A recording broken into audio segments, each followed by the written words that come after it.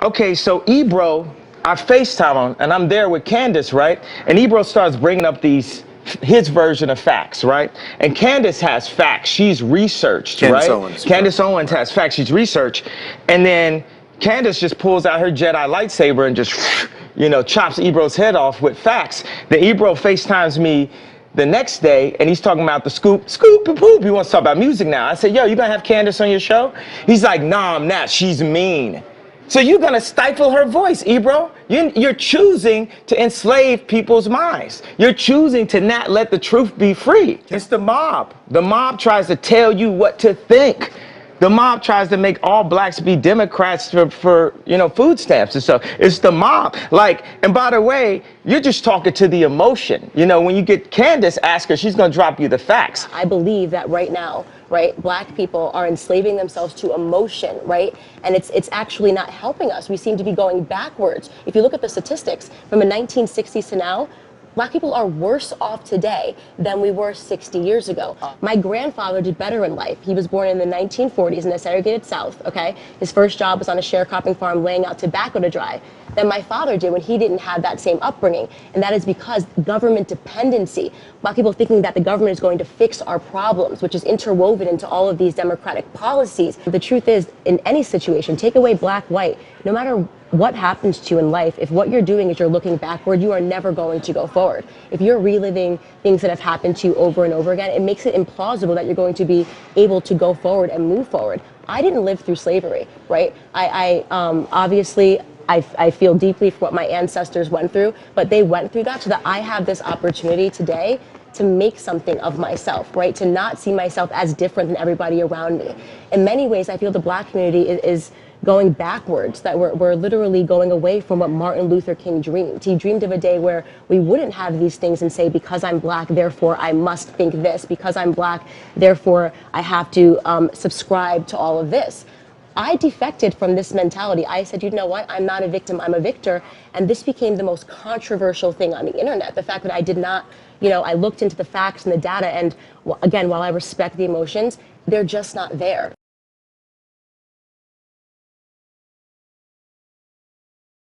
I mentioned Kanye West earlier. I want to make sure I get to the soundbite here with, we got three of them, two of them, Candace Owens.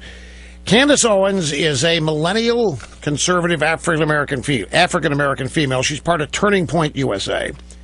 She's the communications director. Turning Point USA described it, it's a millennial group conservatives. They are led by a young man named Charlie Kirk.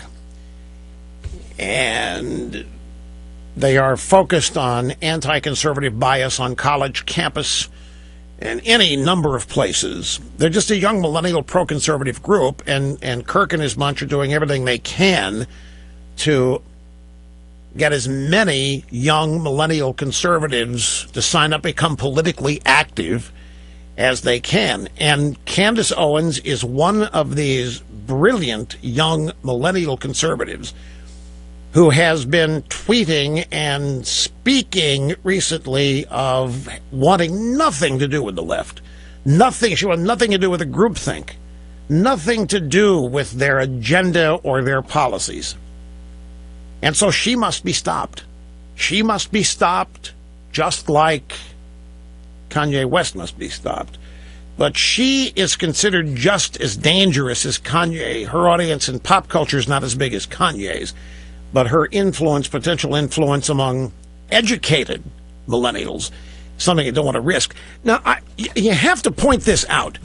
We have been told our whole lives that the left is made up of people who have compassion. They love people. They're tolerant and understanding. And we on the right, we are supposedly intolerant. We are mean-spirited extremists. And, of course, we're racists and sexists and bigots and homophobes. And yet we on the right are completely tolerant. We will welcome people in that don't agree with us. And we relish the chance to talk to them and change their minds. We're not threatened by people that disagree with us, not just because they do. I mean, people disagreeing with us does not threaten what we believe. Conservatives are so well-adjusted, so confident. Conservatism's in your heart. And just because somebody isn't cannot shake your faith. We're not afraid of liberals. We're certainly not afraid to be among them unless they're prone to violence, which many of them are. But the point is, hearing contrary points of view doesn't scare us. We're not little snowflakes. We're open to everything. We believe everybody ought to be individuals, and the freedom to be individuals should be paramount. Think what you want, learn what you want, think, learn to think, expand your mind. We're all for that. Well, notice who it is that is racist, intolerant, extremist, and destructive. The left. One of the great myths in all of American culture and politics is that the left cares about people and that we don't. And it's the exact opposite. They don't care about people and they don't love people. They are a hate group. We're not. We love everybody. We want everybody to be the best they can be. We want everybody to be happy. We want everybody to love being an American. We want everybody to love America. They don't love anything. They hate everything. But look what happens when an African American decides to think independently and individual. They try to literally destroy those people. The names are legion, the list is long. Clarence Thomas, Walter Williams, Thomas Sowell. It goes on and on and on. You can add Candace now to the list as well. Candace Owens, Kanye West, if you want, and whoever. I find it among the most hypocritical things. They are nothing they claim to be. They're not tolerant, they're not loving, they're not accepting at all. So last night on Fox, Candace Owens appeared, and she was asked to comment on a tweet. You said Kanye tweeted 7 words. I love the way Candace Owens thinks. They jumped up, they told blacks they must immediately revolt.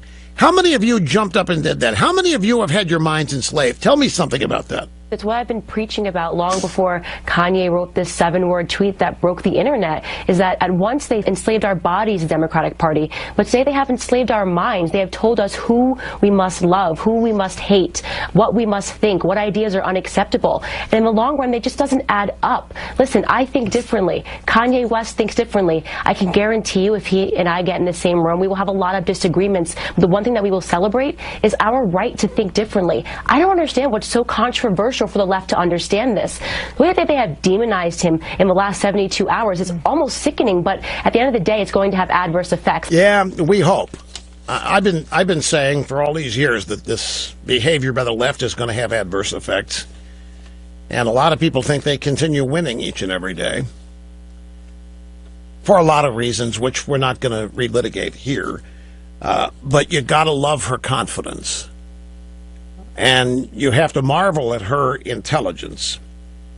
She says, I don't understand what's so controversial for the left to understand this. Yes, she does. She understands exactly what it is. These people cannot take the risk of permitting opposing points of views. People on the left have not arrived at what they believe after having thought about it. That's not why they believe what they believe.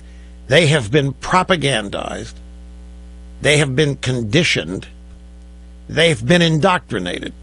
Part of the indoctrination is to warn them of the insidious evils of people who don't think this way. They have been educated. They have been instructed to silence these people because they are not legitimate.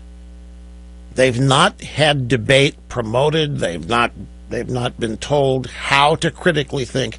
They are the pure products of indoctrination and propaganda. They can't defend what they believe. They've never have to.